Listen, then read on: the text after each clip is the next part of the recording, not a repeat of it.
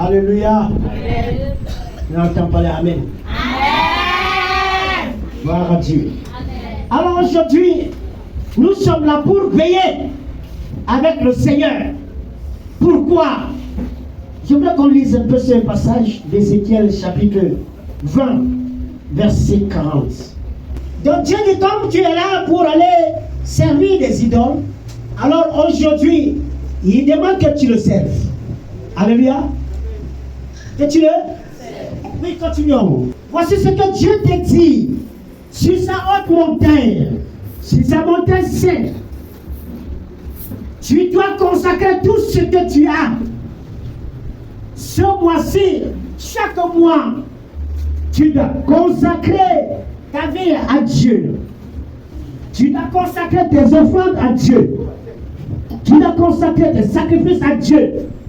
Tu dois consacrer ta maison à Dieu. Tu dois consacrer ta famille à Dieu. Alors il dit, vous me consacrerez. Tous ceux qui sont dans ce pays, dans cette église, dans cette assemblée, doivent me servir, doivent servir l'Éternel. Oui. Là, je recevrai favorablement. Je recevrai favorablement. Je chercherai vos offrandes. Je chercherai vos offrandes. Les prémices de vos dons. Les prémices.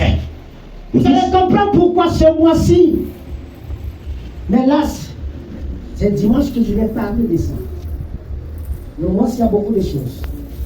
Alléluia. Mais je vais t'expliquer pourquoi on a donné le nom de ce mois. Alors nous, enfants de Dieu, nous devons considérer le mois-ci, cette période, que nous sommes au deuxième mois selon Dieu, et non au cinquième mois selon les hommes. Alléluia. Amen. Amen. Tout ce que tu feras dans la consécration, il doit le recevoir comme un parfum d'une agréable odeur. Oui. Alors, quand il te fait sortir du milieu des tribulations, du milieu des maladies, du milieu des soucis, du milieu des problèmes, alors qu'est-ce qu'il faut faire? Et rassembler les pays où vous êtes dispersés. Oui. Et je serai sanctifié par vous aux yeux des nations. Alors, sanctifier l'Éternel, sanctifier Dieu, Jésus, c'est pas ton comportement aux yeux des personnes qui te regardent, aux yeux des membres de ta famille, aux yeux des voisins, aux yeux de tes collègues, aux yeux de tes camarades de classe. Quel est le comportement que tu affiches? C'est ce comportement qui doit faire en sorte que le nom de l'Éternel soit sanctifié. La Bible dit que le nom de l'Éternel est blasphémé à cause de nous. Pourquoi? Parce que l'attitude, le comportement que nous affichons devant les hommes, pour en sorte que les gens puissent régner Christ, qu'ils ne puissent pas connaître que Jésus est ce qui peut guérir. Amen. Alléluia. Je ne sais pas si tu veux comprendre.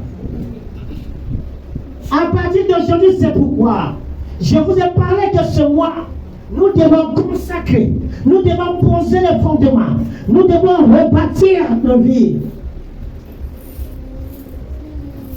Amen. Dieu dit de rebâtir là où tu commettais le péché, de parler d'eau, ne rebâtir là. Quand tu seras véritablement avec lui, sanctifiant son nom, il va ramener tout ce qui était perdu. Tous les domaines de ta vie qui étaient dispersés, il va les ramener. Afin que tu sois dans l'abondance. Alléluia. Que tu sois dans l'abondance. C'est pourquoi, frères et sœurs, cherchons à écouter la voix de l'Éternel. Il est très important. Parce que tu ne connais pas la puissance de Dieu. Si tu avais connu la puissance de Dieu, tu ne devais pas te soucier. Tu ne devais pas te lamenter. La Bible dit dans Romains chapitre 1er au verset 16 que l'évangile est une puissance de Dieu pour quiconque croit. Alors parce que vous ne croyez pas à la puissance de Dieu, c'est pourquoi la Bible dit que vous faites l'erreur. Dieu dit que tu fais erreur. Tu ne sais pas que Dieu est capable de te guérir. Tu ne sais pas que Dieu est capable de te délivrer d'une situation. Mais chaque fois, tu continues toujours à faire quoi? À être incrédule de la puissance de Dieu. Alors quand Dieu révèle la parole, c'est pour apporter une solution. Alléluia. Pourquoi vous doutez de la puissance de Dieu? Relis encore ce passage, écoute. Vous faites l'erreur parce que vous ne comprenez pas les Écritures. On dit l'évangile de Christ, la parole de Dieu, qui est une puissance. La Bible dit dans Hébreux 4:12, la parole de Dieu, elle est vivante et efficace. Elle est comment? Vivante et efficace.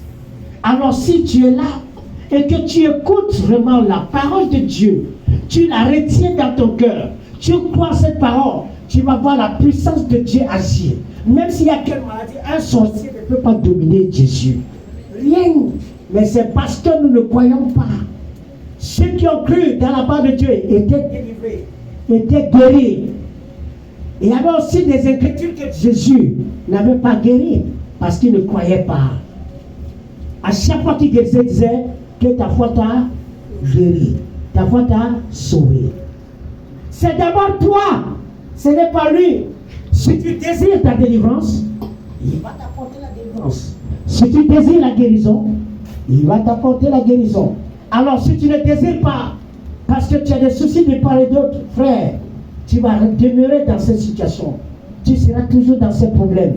Alors tu vas dire que Dieu n'est pas puissant, que Dieu n'est pas ceci. Alors le pasteur là, ce n'est pas le pasteur, c'est toi-même. Ce n'est pas Dieu, c'est toi. Parce que tu ne crois pas en sa parole. Vous êtes dans l'erreur. Parce que vous ne comprenez ni les Écritures, ça veut dire la parole de Dieu, ni la puissance de Dieu. Alors dans la parole de Dieu, il y a la puissance de Dieu. C'est la parole qui produit la puissance. Alors si tu ne gardes pas la parole, la puissance de Dieu ne peut pas agir. C'est pourquoi il a écouté, parlant dans son subconscient. C'est pourquoi, écoute, lorsque tu commences à voir dans ton subconscient des vers de servir Dieu dans la vérité, en esprit en vérité, Dieu commence à produire en toi le vouloir et le faire. Alors si donc tu n'as pas cette conscience, rien. Comment tu seras transformé? Comment tu seras guéri? Alléluia. Alléluia. Amen. Je ne sais pas si tu m'écoutes. Yes. Tu m'écoutes? La puissance de Dieu. Alors le Saint-Esprit, lorsque tu écoutes la parole, c'est le Saint-Esprit qui saisit cette parole et applique dans ta vie. Alors si tu n'écoutes pas, tu ne prends pas doucement ton cœur. Tu es là dans l'assemblée, mais ton cœur est à l'heure. C'est là en route. C'est où? En train de se balader. Je n'ai pas sur place. C'est toi qui es là. J'ai un problème. Tous les jours tu es dans l'assemblée. J'ai les mêmes problèmes. Mais les mêmes problèmes, est-ce que tu as dominé? C'est pourquoi notre juge a dit, il faut prier que tu ne dois pas cohabiter avec les démons. Donc il faut faire comment? Les chasser. Les chasser. Alléluia.